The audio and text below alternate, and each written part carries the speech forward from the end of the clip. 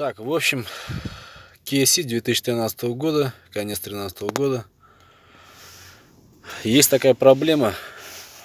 У седоводов я читал на форуме, у меня потому что она появилась. Скрип водительского сведения. Поехал к дилерам, у меня пробег уже 84 тысячи. Сказали, только до 70 тысяч мы бы вам сделали, хоть я и ТО не проходил. Типа, говорит, у вас не каркас, а типа это нормально, говорит. Это, говорит, мелочи, говорит, типа, мелкие шумы, это ничего страшного. Но я с ними сильно спорить не стал, потому что это бесполезно, конфликтную ситуацию разводить. На данный момент сейчас свяжусь с руководителями. Ну, а насчет скрипа сиденья я разобрался сам. Это не очень много времени займет. Я залез, открыл чехол, очень легко снимается. Здесь, снизу и по бокам.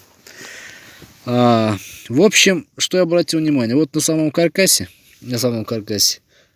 выемка, оказывается, вот эта проволочка, которая должна внутри закреплена, она сломалась, и под грузом моего тела она терлась об эту металлический каркас, при этом создавал скрип и всякие шумы.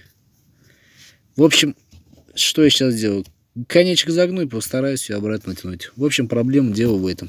Или можно полностью поменять вот эту вот пружину. Вот она проходит мимо и доходит до сюда. Там цепляется за ушко.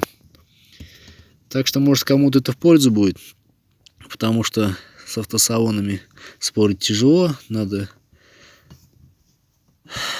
очень много нервов, короче. Все, всем удачного дня.